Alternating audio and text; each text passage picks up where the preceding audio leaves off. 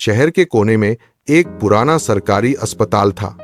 इसका एक विंग पुरानी आग की वजह से बंद कर दिया गया था। दीवारों पर काली राख और पुरानी दवाइयों की अजीब सी चुभनी वाली गमोशी थी। समीर, एक नया सुरक्षा गार्ड, पहली बार नाइट शिफ्ट पर था। सख्त हिदायत दी गई थी, कुछ भी हो जाए तीसरी मंजिल के पीछे वाले गलियारे कॉरिडोर में मत जाना। लेकिन रात के 2 बजे उसे वहां से 1 घंटी बेल बजने की आवाज आई, वही घंटी जो मरीज नर्स को बुलाने के लिए बजाते हैं। समीर ने सोचा शायद कोई आवारा कुत्ता या कोई शरारती अंदर घुस गया है। फ्लैशलाइट लेकर वो ऊपर गया। वहां हर तरफ पुराने व्हीलचेयर और टूटे हुए स्ट्रेचर बिखरे हुए थे। जैसे ही वो वार्ड नंबर 13 के दरवाजे पर पहुंचा, घंटी की आवाज रुक गई। उसने दरवाजा धक्का देकर खोला। टॉर्च की रोशनी में उसने देखा कि एक व्हीलचेयर अपने आप धीरे धीरे हिल रही थी, जैसे कोई अभी उस पर से उठा हो।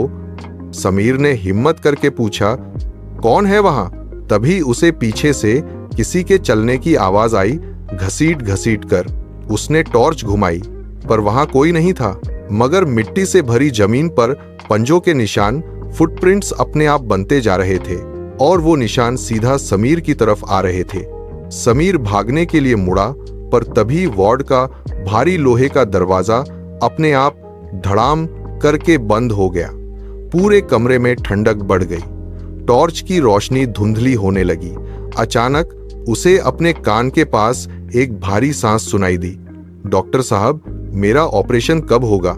समीर ने ऊपर देखा तो छत से एक इंसानी साया उल्टा लटका हुआ था। उसकी आंखें बिल्कुल सफेद थीं और वो समीर को देखकर रो रहा था, पर उसके आंसू खून के थे।